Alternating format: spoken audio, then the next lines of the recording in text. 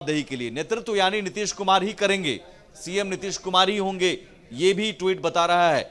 और देश तो फिलहाल बड़ी जानकारी आपको बता दें, नीतीश जी आगे बढ़िए, हम आपके साथ हैं, ये साफ तौर पर उपेंद्र कुशवाहा की ओर से बयान दिया गया। देश आपका इंतजार कर रहा है। उपेंद्र कुशवाहा का ये ट्वीट, जिसको लेकर अब आधिकारिक पुष्टि का इंतजार बेशक हो, लेकिन एक तौर से हम समझ सकते हैं कि आधिकारिक पुष्टि हो चुकी है। उपेंद्र कुशवाहा ने कहा कि आप आगे बढ़िए, हम आपके साथ हैं, देश आपके साथ है, देश को आपका इंतजार है। यानी महागठबंधन को लेकर भी उपेंद्र कुशवाहा पूरा समर्थन नीतीश कुमार का करते नजर आ रहे हैं। उन्होंने ट्वीट किया है, ट्वीट में लिखा है, नए स्वरूप में नए गठबंधन के नेतृत्व अब करते नजर आएंगे। और वहीं जवाबदेही के लिए नीतीश कुमार की जो अब तक इंतजार किया जा रहा है, उसको लेकर भी उपेंद्र कुशवाहा ने बधाई दिया है। देश आपका इंतजार कर रहा है नीतीश जी, साफ तौर पर ये देखिए ट्वीट भी उनका हम आपको दिखा रहे हैं। नए स्वरूप में नए गठबंधन के नेतृत्व की जवाबदेही के लिए श्री नीतीश कुमार जी को बधाई। नीतीश जी आगे बढ़िए, देश आपका इंतजार कर रहा है, देश और बिहार की जनता इंतजार कर रही है नीतीश कुमार का। क्योंकि देखिए सीएम के तौर पर तो बिहार की जनता नीतीश कुमार को काफी ज्यादा पसंद करती है, काफी ज्यादा लोकप्रिय है बिहार में नीतीश कुमार। और ज्यादा जानकारी के लिए एक बार फिर से सुमित झा का रुख कर लेते हैं। सुमित, फिलहाल देखिए उपेंद्र कुशवाहा ने कह दिया है आप आगे बढ़िए, हम आपके साथ हैं, यानी कि पूरा समर्थन नीतीश कुमार को मिल रहा है और बीजेपी फिलहाल खाली हाथ नजर आ रही है। बिल्कुल, ये 25 से 26 शब्दों का ये ट्वीट, लेकिन 25 से 26 शब्दों का इस ट्वीट में पूरी कहानी है पूजा। बिल्कुल, नए स्वरूप में नए गठबंधन, यानी नया गठबंधन बन चुका है, नया स्वरूप तय हो चुका है, नया फॉर्मूला तय हो चुका है। नेतृत्व कौन करेंगे? नेतृत्व करेंगे नीतीश कुमार।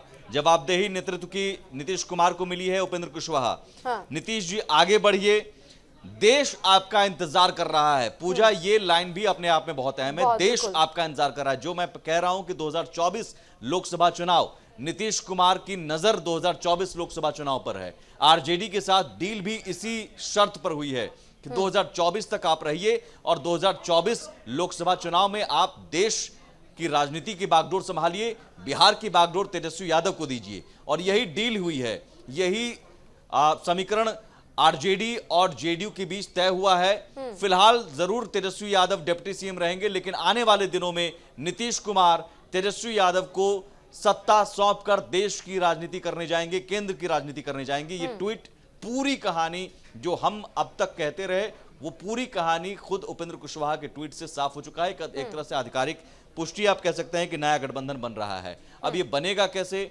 आंकड़ों के जाहिर है आप ग्राफिक्स के जरिए भी बता रहे हैं दर्शकों को कि आंकड़े क्या हैं, कैसे हैं। तो बीजेपी अब बड़ी पार्टी नहीं रही, आरजेडी सबसे बड़ी पार्टी रही है। अब आरजेडी के पास 79, जेडीयू के पास 45,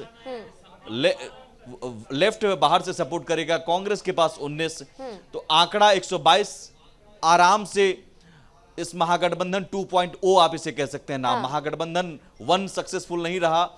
जब नीतीश कुमार ने महागठबंधन छोड़कर बीजेपी का दामन थामा था 2017 में, यही जुलाई का महीना था, अगस्त अब चल रहा है। तो ये एक तरह से आप फिर से वो समय का पहिया घूम चुका है।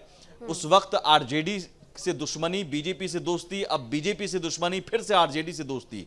ये सब कुछ इसलिए क्योंकि न सिर्फ बीजेपी बदल गई है, बल्कि आरजेडी भी अब खुद को बदलना चाह रहा है। आरजेडी भी अब सत्ता में रहना चाह रहा है। लालू यादव भी अब एक तरह से संदेश ये देने की कोशिश तेजस्वी यादव को दी है। तेजस्वी यादव पहले मान नहीं रहे थे, लेकिन तेजस्वी यादव ने मना किया था कि हम नीतीश कुमार को सीएम के तौर पर नहीं मानेंगे। लेकिन लालू यादव का कहना है कि सत्ता में रहना है और सत्ता में रहकर ही आप और ज्यादा मजबूत हो सकते हैं।